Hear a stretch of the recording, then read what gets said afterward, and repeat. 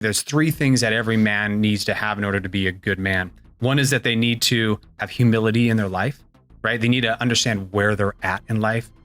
They need to have, they need to understand their purpose in life, and then they need to take action.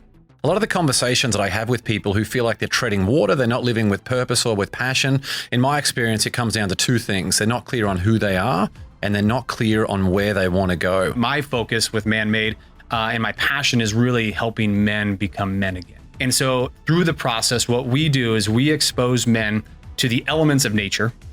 I think that is absolutely imperative for men to get back to nature, for men to be rewilded again, because there's something inside of us that we feel like we're being held back, right? There's something inside, there's this missing piece in all of us men that we feel like we need to go out and have that adventure, right? We need to get our testosterone again. We need to feel fear to a certain point again, because when we do that, we feel alive.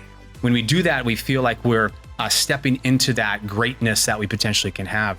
A number of us just went on a big epic trip and climbed the Grand in Jackson Hole, Wyoming. Now it's one of the tallest peaks in the state, but it is most certainly the most famous peak in our great state. And we didn't know what we were getting into. Like, none of us are climbers. Now, I've got our man, William Brownham. He's been on the show, and just an excellent guy, right? Just an awesome guy. Does anyone you want on the mountain with you? Here's the guy to have. Yes, yeah. You want him. Obviously, as a retired Navy SEAL, we have Jimmy Klager, who is another one of our gentlemen in Man-Made.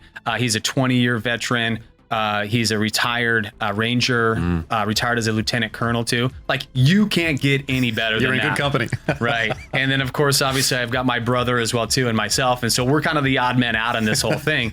But we've got an amazing guide. Like, we have a world-renowned guide. And what we got to do was experience, first of all, the fear of death. Like, we really got to experience that for the first time in my life, is this fear, like, this is the point of no return.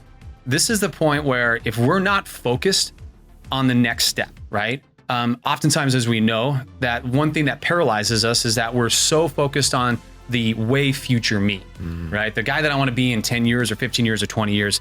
And we forget the moment. We forget the next step. We forget the next place where we should be putting our hand, right? And for us, it really set us back to realize, okay, I'm not going to be focused on that. I'm not looking down either, because looking down is paralyzing. I got to be focused on where I'm putting my next threshold on my foot, and where am I grabbing for my next handhold, so that I can get through the moment, right? And so for men, for us, it was such a great opportunity for us to just be present, be in that moment, to come together as men, to do something as scary as crap as men, but then to be able, first and foremost, to talk about it, to experience it, and then to reflect on it. And I will tell you, the growth, not only that happened just in that 18 hours of trekking 20 miles, 13,775 feet up in the air, the 5,000 calories that we burned, the 41,000 steps that we did, like, all of that was great. But the power came in the reflection of it. The power came in, we were all sitting around a table. We were all reflecting on it. We had a cigar, we had a glass of whiskey, and we started one by one going, what was it that we learned? What was it that you were empowered by? And then how are you going to take action on it in your life going forward?